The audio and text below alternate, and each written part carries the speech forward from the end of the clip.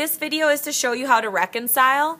After you've completed your whole month, the next step is to reconcile. It always comes at the very end of your scenario. For this first month, it's January 31st, the very last thing.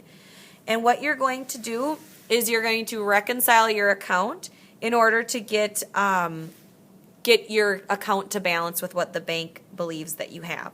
So the first thing that we do is we go down to step number 1 down in the account reconciliation form, and we read it. It says 1, check off entries and register that match entries on statement. I like to draw a little arrow to here because step 1 goes with this information. So you look at all of the things that are listed here, and you need to go back into your check register and check them off. These have all cleared with the bank, meaning these people have all cashed your check and they've spent your money, and so now it's come out of your account and we need to make a record of that. So I'm going to go back and I'm going to check all of these off. The first one was a deposit that we made for $717.20, and I'm going to just check on the white line. Check number 101 is next. Check number 103, so I need to skip 102. Check 104.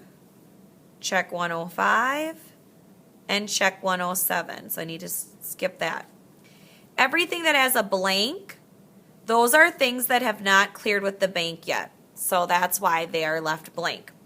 So that's step 1. If you did that, you can check it off. You just did step 1. Step 2 says list the checks and other payments that are still outstanding. The way we know something is still outstanding is if it doesn't have a check next to it. So our first one is check 102.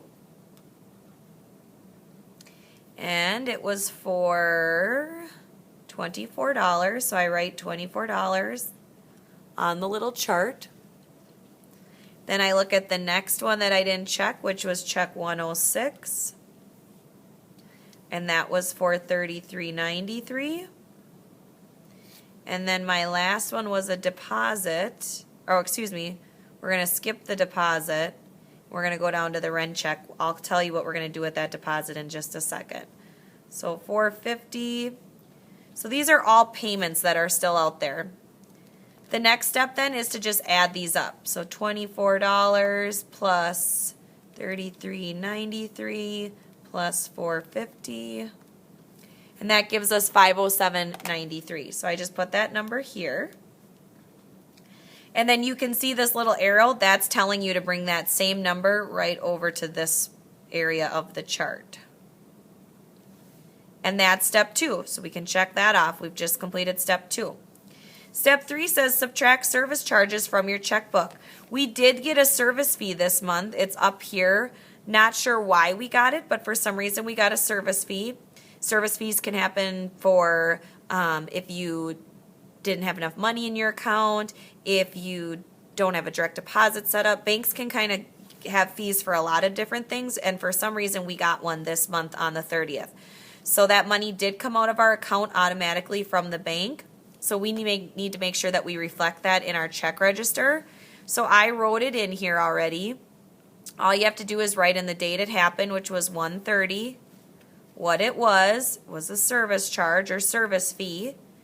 I just said $5 fee because I'm not sure what it was for. And then this money did come out of our account, so I put it under the minus column here for the debit. And then I had to take that away from my ending balance of $350.24, take away 5, and that leaves us with our correct ending balance for January, which is $345.24. So I'm going to check that off because we just completed that. Last but not least is number 4. It says complete the reconciliation chart below. I like to draw a little arrow like that because step 4 always deals with this chart. Now the ending balance on the statement, a lot of students think it's always this number, $345.24, but it is actually this number, the number that the bank is telling you is your ending balance. So the bank believes that we only have $160.80 in our account, because they do not know about the checks that we've paid, that we haven't checked off yet, and they do not know about our deposit that we put in at the end of the month. So that's why they think we have less than what we actually know that we do. But we do have to write down, to balance with the bank, you have to write down what the bank knows you have or thinks you have. Add deposits not shown. This is why we skipped putting the deposit here earlier, is because it actually has its own place right here. So we have a deposit of $692.37 that we didn't check, so we got to put it over here, add deposits not shown. And then we have to add these two numbers together. So it was $160.80 plus $692.37, and that gives us $853.17 for our subtotal. I take this number minus my payments that are still outstanding, meaning those payments that people haven't cashed my check yet, and that should give us the magic number that we've heard before of $345.24. And that is what we know we have in our bank account because we've kept a good record. And that's how you balance with what the bank thinks you have and what you know you have. That's how you balance your checkbook. So we can check off step 4, and that is how you reconcile.